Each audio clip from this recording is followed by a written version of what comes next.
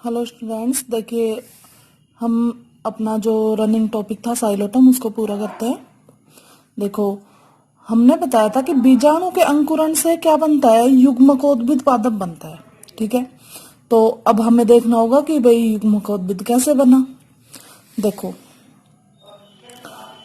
सबसे पहले तो क्या है कि हम बात कर रहे हैं यहाँ पे युग्मकोद्भिद पादप की। ठीक है, तो बीजाणु तथा इसका अंकुरण, हमने बताया ना कि बीजाणु के अंकुरण से युग्मकोद्भिद बनता है। तो देखो भाई, हमें बीजाणु उद्भिद पादप से जो बीजाणु मिला वो अंकुरित होगा और युग्मकोद्भिद पादप बनाएगा। कैसे बनाएगा? सबसे पहले देखो नंबर 1 पॉइंट देखेंगे, साइलोटम एक समबीजाणु टेरिडोफाइट है। देखो, ये तो हमें पता ही है कि साइलोटम क्या है, एक टेरिडोफाइट है। तो साइलोटम एक समबीजाणु का मतलब क्या होगा कि इसमें जो मतलब बीजाणु बनेंगे वो सब एक समान होंगे, मतलब कि सारे आकार और आकृति में एक जैसे ही होंगे। नर बीजाणु और मादा बीजाणु में इसमें कोई अंतर देखने को नहीं मिलेगा। दूसरा, प्रत्येक बीजाणु में एक केंद्रक होता है। ठीक है, सिंपल सी बात है कि इसमें जो बीजाणु है उनमें एक एक केंद्रक मिलेगा। बीजाणु लगभग 0.32 से 0.65 मिलीमीटर बड़ा, ये तो इसका साइज बता दिया है। और शेप कैसी होगी, सेम का बीज होता है ना, सेम का बीज कैसा होता है, किडनी। किडनी तो देखी होगी, इस तरीके का, मतलब ये कुछ ऐसा सेम के बीज के आकार का। यह 2 स्तरों से घिरा रहता है। भाई, ये जो बीजाणु है इसके ऊपर 2 लेयर रहेंगे, स्तर रहेंगे। कौन कौन से? पहला तो है बाह्य चोल, ठीक है, और दूसरा है अंतःचोल, मतलब बाह्य चोल जो बाहर है, अंतःचोल मतलब जो उसके अंदर है। ठीक है, जैसे कि मान लो ये बाह्य चोल है और ये इसके अंदर एक और लेयर बनी हुई है अंतःचोल, इसके अंदर एक केंद्रक, कुछ इस तरीके की संरचना। अब देखो, प्रत्येक बीजाणु पर 3/4 लंबाई तक एक मध्य रेखा छिद्र होता है जो दोनों तरफ ओष्ठ से घिरा रहता है। भाई, मान लो ये कोई बीजाणु है, ठीक है, तो इसमें क्या होगा, 3/4 लंबाई, देखो इसने 3/4 घेर रखा है इसको, ये लंबाई देखो, तो 3/4 लंबाई तक ये क्या है, एक रेखा छिद्र बना हुआ है। ठीक है, मतलब अभी के लिए ये सिर्फ एक लाइन है, रेखा है। ठीक है, और जैसे जैसे ये बीजाणु मतलब थोड़ा परिपक्व होगा, मैच्योर होगा, उस टाइम क्या होगा, इसमें ये स्लिट बन जाएगी, छिद्र बन जाएगा। ठीक है, और ये मतलब यहां से थोड़ा खुलेगा और इसके अंदर से जो अंतःचोल है वो बाहर आएगी और फिर उसकी सेल्स डिवाइड होंगी और पूरा एक युग्मकोद्भिद पादप बन जाएगा। देखो, मध्य रेखा छिद्र से भित्ति फट जाती है। बताया ना मैंने कि भाई ये धीरे धीरे जैसे जैसे परिपक्व होगा तो ये जो रेखा है यहां से ये फटने लगेगा, तो और बीजाणु का अंकुरण हो जाता है। भाई, जर्मिनेशन या अंकुरण क्या होता है, कोई भी बीजाणु जब पानी सोख करके, मतलब ये इसको जब पानी मिलेगा तो ये पानी को सोख लेगा और फिर फटेगा। ठीक है, और फटने के बाद इनमें अंकुरण नलिका या फिर ट्यूब निकलती है और उसी को तो अपन अंकुरण बोलते हैं। यह एक धीमी प्रक्रिया है। अब ये इसमें देखने वाली बात है कि ये प्रोसेस है ना, इसमें बहुत धीरे धीरे चलती रहती है, कि ये एक धीमी प्रक्रिया है जिसमें 3 से 4 महीने तक भी लग जाते हैं। ठीक है, नॉर्मली क्या है, 2-3 दिन की प्रोसेस होती है अंकुरण वगैरह की, लेकिन टेरिडोफाइट में मतलब कि साइलोटम में जो प्रोसेस है ये क्या है, बहुत ही धीमी धीमी चलती है। लगभग कितना टाइम इसमें कंज्यूम हो जाता है, 3 से 4 महीने।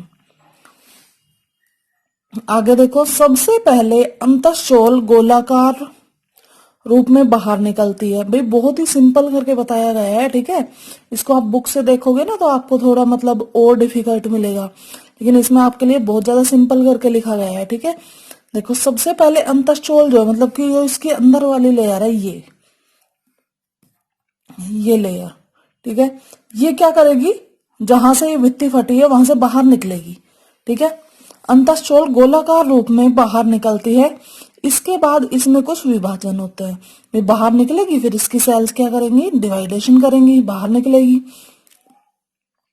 यह बार बार विभाजित होकर षटकोणीय कोशिकाएं बनाती है। भाई ये जो है अंतःस्चोल, ये बाहर निकली और इसने विभाजन करा और क्या करेगी, बार बार विभाजन करके षटकोणीय हेक्सागोनल आकार की कोशिकाएं बनाएंगी। ठीक है, आगे देखो।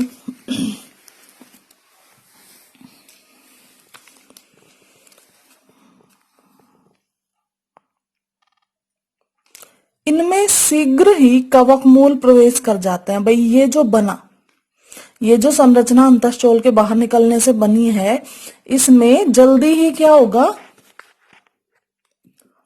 कवक मूल प्रवेश कर जाएगी। हमने है ना जब इसका जनरल इंट्रोडक्शन पढ़ा था तभी बताया था कि इसमें है ना कवक मूल का सहजीवी संबंध पाया जाता है पोषण प्राप्त करने के लिए। ठीक है, ये कवक मूल पोषण में सहायता प्रदान करती है। भाई कवक मूल है, क्या करेगी, भूमि से या फिर जहां पे भी ये हैं वहां से इनको पोषण मतलब न्यूट्रिशन एब्जॉर्ब करके देगी। ठीक है, यह अनेक कोशिकीय संरचना बाद में युग्मकोद्भिद पादप बनाती है। मतलब क्या हुआ, अंतःस्चोल देखो उस रेखा से तो फटा, ठीक है, उसके बाद वहां से अंतःस्चोल बाहर आई, बाहर आके उसमें बहुत सारे विभाजन हुए और फिर ये जो एक बहुकोशिकीय संरचना बन गई, मतलब कि ये जो एक कोशिकीय संरचना बन गई है जिसमें काफी सारी कोशिकाएं हैं, ये ही आगे जाके विकसित होके क्या बना लेगी, ये संरचना बाद में क्या बना लेगी, युग्मकोद्भिद पादप बना लेगी। युग्मकोद्भिद की संरचना, भाई अब देखो इसकी हम संरचना की बात करें तो इसमें क्या क्या देखने को मिलेगा, यह युग्मकोद्भिद ब्रायोफाइट के युग्मकोद्भिद की तरह पृष्ठ तथा अधर तल में विभाजित नहीं होता है। भाई देखो एक तो कोई संरचना ऐसी है, जैसे इसको देखेंगे, इसमें क्या है, ये एक तल है और ये दूसरा तल है। इसको अपन डोर्सल और वेंट्रल से समझ सकते हैं कि भाई इसके दो तल हो गए। ठीक है, लेकिन भाई ब्रायोफाइट में तो ऐसा होता है कि डोर्सल और वेंट्रल हम अलग अलग कर सकते हैं कि भाई ये अधर सतह है और ये पृष्ठ सतह है। ठीक है, लेकिन टेरिडोफाइट में जो इसका युग्मकोद्भिद पादप है, इसमें हम ऐसा कोई डिवाइडेशन नहीं कर सकते। मान लो ये एक पेन है, इसका क्या तुम अधर और पृष्ठ तल बता सकते हो, ये तो चारों साइड से एक जैसा है। ठीक है, अब समझ पा रहे होंगे आप। तो इसमें अधर तथा पृष्ठ तल में विभाजित नहीं किया जा सकता, यह चारों तरफ से एक समान होता है। ठीक है, यह प्राकृतिक स्थानों पर चट्टानों जैसे चट्टान वगैरह है, दरार है और तनों आदि पर पाए जाते हैं। यह प्राकृतिक परिस्थितियों में पाए जाएंगे और प्राकृतिक आवासों में पाए जाएंगे। ठीक है, चट्टान की दरारें हैं, तने वगैरह है पादपों के, उन पे मिल सकते हैं। ठीक है, यह भूमिगत मतलब कि भूमि के अंदर बेलनाकार इस तरीके के, ठीक है, बेलनाकार रंगहीन, भाई या तो ये कलरलेस हो सकते हैं या फिर पीला भूरा रंग लिए हुए, मतलब थोड़ा पीला भूरा सा रंग होगा।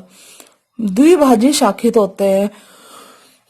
द्विभाजी शाखित का मतलब आगे से कुछ इस तरीके का, आगे से ये मतलब बेलनाकार संरचना आगे जाके दो भागों में बट जाएगी, द्विभाजी शाखित। इनमें क्या होगा, पर्णहरित अनुपस्थित होगा। ठीक है, मतलब इसमें पर्णहरित नहीं मिलेगा। परिपक्व अवस्था में यह दृढ़ रोएदार व मूलाभासों द्वारा ढका रहता है। मतलब ये जो युग्मकोद्भिद पादप है, ये क्या होगा, जब ये परिपक्व हो जाता है ना, तो उस अवस्था में क्या होगा, रोएदार, रोम होते हैं ना, रोम रोए, ऐसे मूलाभासों से ढका रहेगा। मूलाभास क्या होते हैं मैं बता चुकी हूं आपको। भाई इसकी बाह्य त्वचा जो होती है ना, इससे 3-4 मतलब 2-3 कोशिकीय प्रवर्ध, मतलब मान लो ये है, ये बाह्य त्वचा है इसकी, तो यहां से ये 2-3 कोशिकीय ऐसी संरचनाएं निकल जाती है, प्रवर्ध, मतलब ये क्या है, मूलाभास है। ठीक है, मूलाभास सतही कोशिका से तंतु रूप में वृद्धि कर बाहर निकलते हैं। मतलब कि सतह की कोशिका, मैंने आपको बताया ना बाह्य त्वचा से, तो भाई ये मान लो सतह की कोशिका है, ये सतह वाली लेयर है, इसमें सतह की कोशिका से तंतु के रूप में, देखो फिलामेंट के रूप में, इस तरीके से। ये एक कोशिका, दो कोशिका, तीन कोशिका, ये ज्यादा से ज्यादा दो या तीन कोशिकीय ही होते हैं, ठीक है। ये दो तीन कोशिकीय लंबे होते हैं, मैंने बताया ना, दो तीन कोशिकीय लंबे होते हैं, तथा इनमें भी कवक मूलें होती है। भाई इनके अंदर भी क्या चली जाती है, इस तरीके से कवक मूल चली जाती है। अर्थात कवक मूल द्वारा संक्रमित होते हैं, मतलब इनमें भी कवक मूल का संक्रमण मिलेगा। अब युग्मकोद्भिद का शारीर और शरीर में अंतर है, मैं आपको पहले बता चुकी हूं। शारीर का मतलब है एनाटोमी, ठीक है। तो इसकी एनाटोमी की बात करें, मतलब इसकी कोशिकीय संरचनाओं की हम बात करें, तो इसमें किस तरीके से मिलेगी, देखो।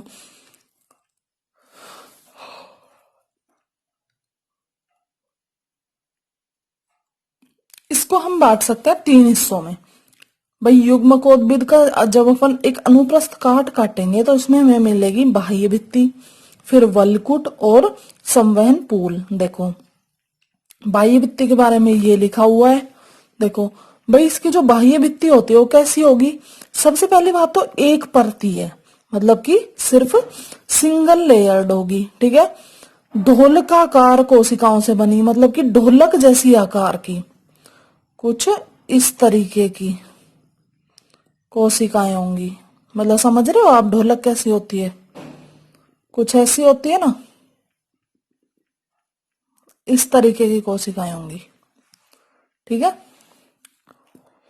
एक निश्चित दूरी पर पटयुक्त 1 से 3 कोशिकीय मूलाभास लगे होते हैं। भाई पहली बात तो हमने बताया ना कि ये एक बाह्य भित्ति है, ये मान लो इसके अंदर ये तो बाह्य भित्ति, ये पूरा कोर्टेक्स वाला हिस्सा, और इसके अंदर ये संवहन पूल है, ठीक है। ये इस तरीके से पूरा गोल, हमने इसका ये कोई सेक्शन काट लिया ये। तो अब ये पहली बात तो हम ये कह सकते हैं ना, ये ही तो हिस्सा सबसे बाहर आ रहा है, तो इसलिए इसको बाह्य भित्ति बोल रहे हैं। और ये सतह का हिस्सा है, और इस पे क्या होंगे, मूलाभास लगे होंगे इस तरीके से, थोड़ी थोड़ी दूरी पे ऐसे, समझ पा रहे हैं।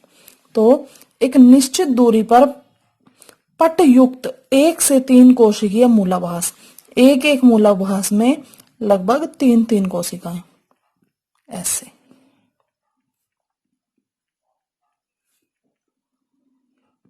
ठीक है। अब देखो वलकुट की अगर हम बात करें तो वलकुट कैसा होगा, बहुस्तरीय एक रंगहीन षटकोणीय कोशिकाओं से बना होता है।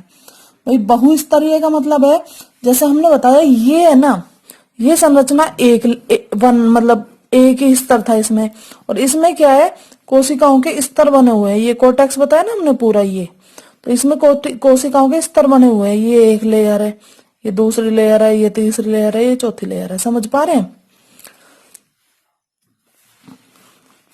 देखो मान लो इस तरीके से, देखो यहाँ पे ये बाह्य त्वचा है, फिर ये कोशिकाएं सब कोर्टेक्स की, मतलब यहां से यहां तक कोशिकाएं कोर्टेक्स की ही है।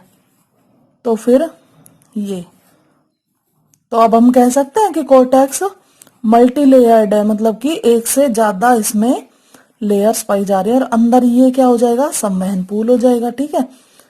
ये अंदर क्या हो गया, संवहन पूल हो गया। ये क्या है, बाह्य भित्ति, ये कोर्टेक्स, और ये संवहन पूल। बाह्य भित्ति एक परतीय है, ये बहुपर्तीय है। संवहन पूल के बारे में आगे बताएंगे।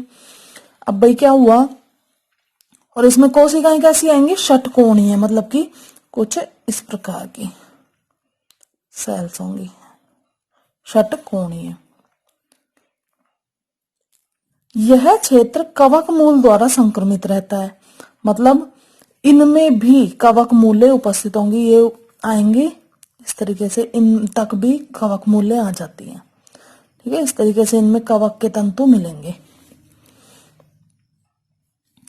इसकी सबसे भीतरी सतह अंतस्त्वचा एक स्तरीय है, जैसे इसकी एंडोडर्मिस होगी वो कैसी होगी, यूनिलेयर्ड, मतलब कि एक स्तरीय। ये मान लो ये क्या है, अंतस्त्वचा है। संवहन पूल, देखो संवहन पूल की अगर हम बात करें तो होलोवे ने 1939 में साइलोटम न्यूडम के युग्मकोद्भिद में संवहन पूल की उपस्थिति रिपोर्ट की है, मतलब कि है ना, होलोवे ने क्या बताया, न्यूडम में संवहन पुल को बताया कि भाई न्यूडम में संवहन पुल पाए जाएंगे। कैसे? होलोवे के अनुसार साइलोटम में विच्छिन्न ठोस रंभ पाया जाता है। विच्छिन्न का मतलब टूटा फूटा, और ठोस रंभ आप टेरिडोफाइट्स में जब हमने रंभतंत्र स्टीलर सिस्टम बताया था तो उसमें मैं बता चुकी हूँ। अगर आपने नहीं देखा है तो आप पिछली वीडियो देख के रिवाइज कर सकते हैं, ठीक है। तो विच्छिन्न ठोस रंभ पाया जाता है। आज के लिए इतना ही, वीडियो काफी लंबी हो गई है। तो युग्मकोद्भिद पादप का जो जनन है वो हम अगले वीडियो में देखेंगे, ठीक है। Thank you.